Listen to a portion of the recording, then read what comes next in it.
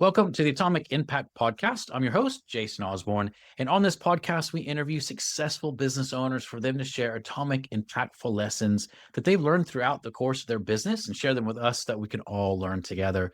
As always, this show is sponsored by the LinkedIn Reverse Podcast Method, the new way that established businesses are creating a reliable acquisition channel conversations with their ideal prospects.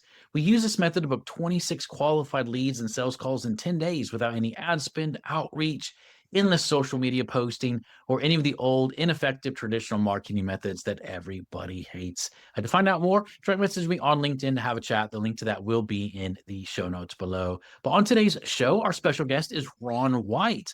Ron is the owner of Prestige Workforce Solutions, where he provides talent acquisition. So, Ron, thanks for being on the show today. And I want to start off by asking you a question that I always love to start with, which is this. If you were somehow able to go back in time to when you either started this business or maybe another business, but knowing what you know now, what would you do different in the first 12 months? Oh, that's a great question. I would probably, I would definitely change up my customer acquisition strategy, um, without question. That would be where I would start. It's been a challenging journey along the way, and what I know now compared to what I knew back then would be I would have been so much more effective and so much further ahead, quite honestly. So Mm, I would change that up. You yeah. know, it's funny. We're in this new era of communication and different ways to market. And I think I've probably tried every different mechanism to market that was out there. Every fashion was out there. I've worked with a couple of startup companies that all had the answer to how to do talent acquisition. So it's it was like doing the Chinese menu, trying to find just simple shrimp fried rice. I never did quite find a shrimp fried rice, but yeah, I would definitely change that up Yeah. without question. Yeah, it's interesting you say that because I was actually going to ask you a question around that a little bit because um, recruiters, talent acquisition, um, to me, it feels like a really tough thing because no one wants to talk to them. It's like, oh no, no, no, fine, we don't want to. And it's like them and like insurance salespeople and stuff like that, or it's like, God, no, I don't want to talk to you. So how have you changed things? What are some of the things that you've learned along the journey? Because lead generation, it's always challenging for every industry. So with yours particularly being a super sort of industry, I'm curious to hear what your answer is. Well, I've been lucky enough that here in Atlanta, I joined a professional networking group. So what that taught me is the language of um, acquisition or relating. So I don't come with and I've never been a heavy sales push guy, but I've been fantastic with sales. I'm more relational, and I come at people from a relation standpoint. Very likely that most of the people that uh, I've come in contact with initially has been a leverage of an existing relationship, and I kind of got away from that when I opened up Prestige. I used to have a staffing firm, and I'd like to separate those two because staffing is very different than what I do now. Um, so it's I learned that kind of the hard way, just kind of go back to the basics with how I went about getting customers. And you're right, people don't like talking to recruiters. It's like going to the dentist. People don't like doing that. So how I go about it now is I'm you're not sitting in my chair to get your tooth extracted. I'm talking to you, and maybe you have a toothache, maybe you don't. Maybe you need something else, and I'll ask you what that something else is. And chances are I may not be able to provide that something else, but chances are also very good I know who can provide that something else. Yeah. So I'm more of a consulting basis to whoever I come into contact with now. Yeah, yeah. And I love that approach. It's very, very similar to mine as well, where it's just build the relationship, get to know people, Yes. because that's where things are really, really built. I love that. I love that. Um, is there is there one thing that you have we've been talking about lead generation there and relationship side, so that's one side of the business, but is there something else that you've done in the business that's really helped you grow it and catapult yourself to where you are now? I've what I did was change my model a bit. Um, Quite a few people can know me in the Atlanta market, but not everybody knows me in the Atlanta market. So I utilize that referral situation, heavily here. What I also have done is I changed up how I looked at LinkedIn quite a bit, actually. And what I did with LinkedIn, and a friend of mine who's a business attorney had said to me, because we put together for this meeting every week, I have to introduce something about my business. So we put together what we call info minutes. And what I started doing was posting those minutes. And Tanya told me about this shit. You've got a wealth of knowledge sitting between your left and right ear. You share it with your group every week. You need to start sharing those on LinkedIn. So I started increasing that on LinkedIn. So I did 5 postings every week, several times a week, actually. And then I get recognized by firms outside of larger recruiting firms outside of Atlanta market that reached out to me and say, hey, look, I see you do legal recruiting. You want to partner with us. So that actually opened up a floodgate of opportunities. Wow. Yeah, I would say right now, quite honestly, 85% of what I do is not Georgia based or Atlanta based. Wow. Yeah. So that's a incredible switch up for a local guy in Atlanta, because I really, it's very rare that I work in Atlanta now. Wow. That's really interesting. And I think that's a really key thing for people to hear, because what I heard in that wasn't that you're posted on LinkedIn. What I heard from that is that you're open to where that led to. And I think a lot of Right. times people will be like, oh, it hasn't generated me any leads, which typically speaking, because LinkedIn is my whole game, right? That's what I do. It's very rare that you actually generate leads from LinkedIn just posting, right? Yes. But what it did is it attracted joint venture partnerships, referral partners, things like that. And that's really, really cool, man. And I love that.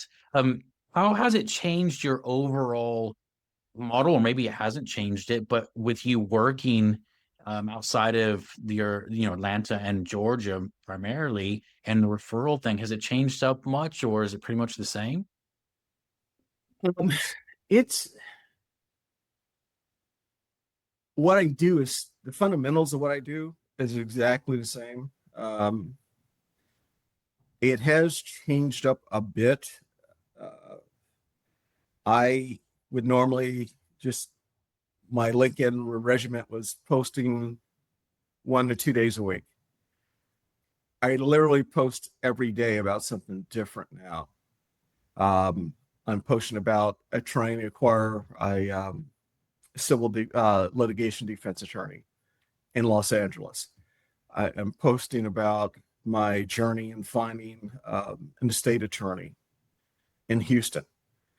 So one post is trying to acquire or grab the attention of somebody that, hey, I've got an opening here that may fit your skill set in Los Angeles. Another is about educating my anybody who follows me about how I found a state attorney in Houston and that Mhm. whole uh, circuit of adventures. So yeah, I do post differently for different reasons, but the whole idea is, you know, I just a side note. In 2012, I had a health issue that kind of stopped me cold, and part of what I needed to do was to change up what I did as far as eating, exercise, blah, blah, blah.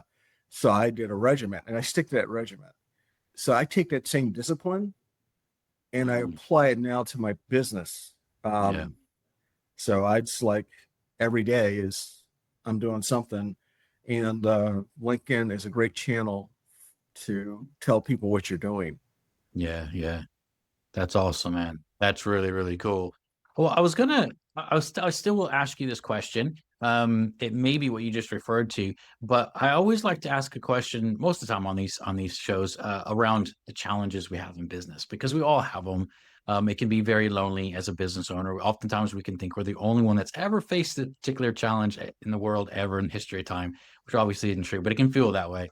And so I like to ask this question, and that way we can all go, okay, cool. We all deal with things and it can resonate with different people. So, having said that, what's the number one business challenge that you have faced? It could be whether it's prestige or you mentioned you have staffing business before, but what's the number one business challenge that you've faced so far? And what's the lesson that you learned from that? Um, my number one happened actually probably about let's see, Prestige been 2 years, probably about 3.5 years ago, what I did on a staffing firm. Um, right after COVID, the market was hot. I mean, COVID just made me very happy man. Not from a health perspective, but from a business perspective, everything just shut up. And about a little over 2 years ago, I it's just felt the market was shifting a great bit. And then I found myself looking for, hunting for requirements because staffing was all local. So I was at the whim of the Atlanta market. And at that time, I decided I really needed to get out of this and kind of downsize. So I had a whole staff, had office, everything that's required to have a staffing business. So I kind of pulled out of that market and looked at what I did is very broke it down to its purest element. I can recruit, and by the way, my best friend's a recruiter. He's much better than me, but he's an excellent recruiter. So I just changed my market outlook. It's like, okay, I can be a one man show and still make enough that I can take care of my household, can take the things I want, and kind of relax a bit.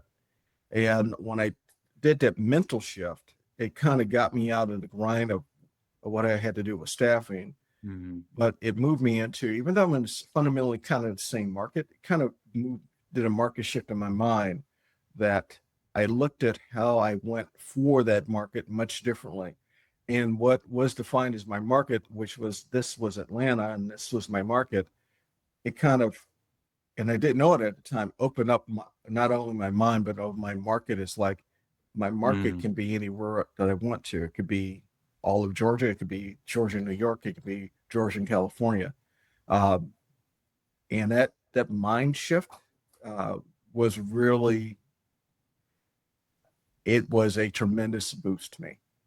Yeah. I'll leave it at that. Yeah, that's awesome, man. That's really cool.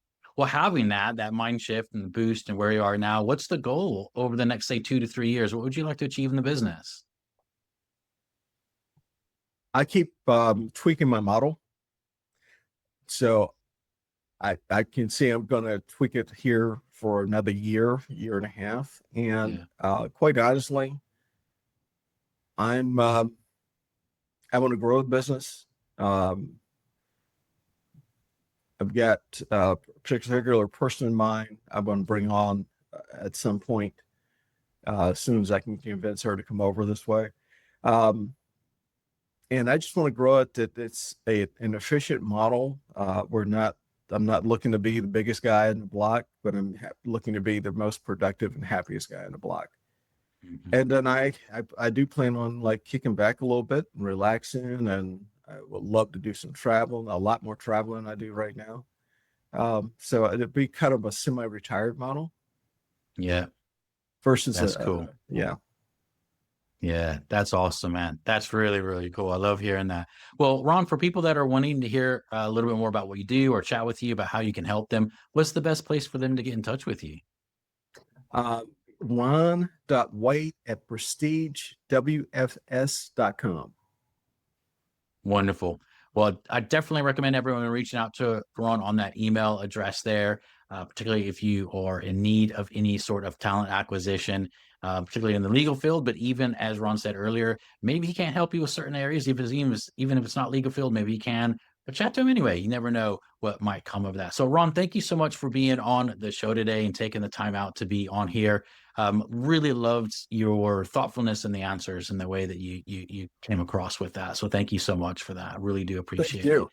Yeah, man. Yeah, man. And as a reminder for everyone listening, this show is sponsored by the LinkedIn Reverse Podcast Method, the new way that established businesses are creating a reliable acquisition channel of conversations that's relationship-led with their ideal prospects that doesn't rely on any of the old, ineffective traditional marketing methods that everybody hates. To find out more, direct message me on LinkedIn to have a chat. That's Jason A. Osborne. The link to that is in the show notes below. But until next episode, stay inspired.